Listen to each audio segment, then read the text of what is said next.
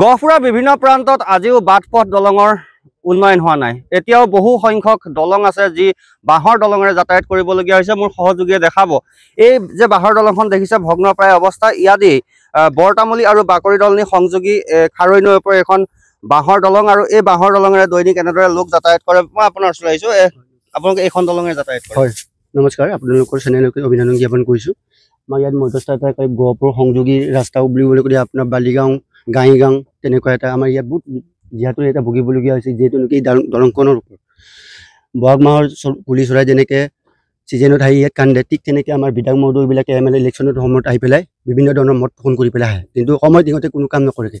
গতিকে আমি আশা কৰিছোঁ যে এই দলংখন অতি সোনকালে যাতে বিভাগীয় কৰ্তৃপক্ষ আৰু আমাক চৰকাৰৰ আবেদন কৰিছোঁ, এই দলংখনৰ ওপৰত আমাক যাতে ৰাইজে জনসাধাৰণে পৰিত্ৰাণ পোৱাকৈ আমাক কাম এটা কৰি দিব। এই দলংখনতো দুৰ্ঘটনা হোৱাৰ আশংকা থাকে, দেখিছোঁ মটৰচাইকেলসমূহ পাৰ হয়।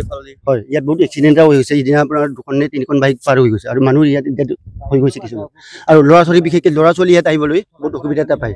স্কুলৰ ল'ৰা ছোৱালী এই দলঙেদি আহে আৰু বিভিন্ন ধৰণৰ ইহঁতে হাৰাশাস্তি কৰি পেলাই ইহঁতে পাৰ কৰিবলগীয়া, তথাপি কিছুমান কিতাপ পত্ৰকে তিতি পেলাই যাবলগীয়া বাধ্যতা। কোনে বনাইছে দলংখন? আমাৰ এই গাঁৱৰে মানুহ, আমাৰ স্থানীয় বাসিন্দা এজন ইয়াৰে আছে। গতিকে ইয়াৰ পৰা আমি যেনেকৈ জনসাধাৰণে আমি ৰাইজে মিলি পেলাই এই দলংখন আমাক দায়িত্ব এটা দি পেলাই নিশা ভাগত আৰু সমস্যা হয়, বেমাৰ আজাৰ হ'লে তাত যদি বেমাৰী থাকে তাতে থাকিবলগীয়া হৈ যায়। চৰকাৰখনে কৈ আছে উন্নয়ন হৈছে, কিন্তু আপোনালোকৰ ইয়াত উন্নয়ন একেবাৰে হোৱা নাই। যিহেতু নেকি এই দলংখন আমাৰ ইয়াত মেইন আপোনাৰ ক'বলৈ গ'লে ব্ৰহ্মপুত্ৰ মহাবাহু এটা পানী এটা স্পৰ্শ এটা জেগা দলংখন। এই দলংখনৰ ওপৰত আমি বহুতো আজি বিভিন্ন ধৰণৰ ইয়াত আমি আপোনাৰ ধৰক স্মাৰক পত্ৰ দিছোঁ ছাৰলৈকে, আৰু বিধায়ক ছাৰক কৈছোঁ, তেখেতে ক'লে ইয়াত খানা খাই দিয়া নাই, দলং হ'ব বুলি কৈ নহয়। দলং হ'ব বুলি মাত্ৰ আশা দিয়ে। নিৰ্বাচনৰ সময়ত ভোট বিচাৰি ইয়ালৈ প্ৰতিনিধিসকল আহে। দাদা, আপোনালোক এই গাঁৱৰে?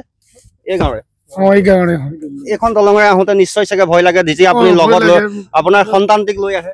এনেইতো ভয় লাগিবলগীয়া কথা, বহুত মানে আবেগ হৈ যায়, মানে বাইকো নিব নোৱাৰে, লগতে আকৌ মানুহ বুকুচা লৈ পেলাই এইটো ভাড়া কৰিবলগীয়া হৈ যায়। বৰ অসুবিধা কাৰণে আমি এনেকুৱা বুকীয়া সমস্যা হৈ আছোঁ। ইয়াত এখন পকী দলং খুব প্ৰয়োজন। ইয়াততো পকী দলংটো পূৰা প্ৰয়োজন। এতিয়া আমি চিন্তা কৰি চাইছোঁ, ML মন্ত্ৰীয়ে ইয়াত মানে ইলেকশ্যনৰ সময়ত পূৰা মানে দলং হ'ব বুলি মানে আমাৰ এই বৰতামুলী 2 নং বৰতামুলী ৱাৰ্ডৰ মানে মানুহবিলাকক টোপ দেখুৱাই পেলাই এতিয়ালৈকে দলং মানে ইলেকশ্যন যোৱাৰ পিছত ইহঁতে ঘূৰি নাহে, আৰু নিশ্চয় ঘূৰি নাহে।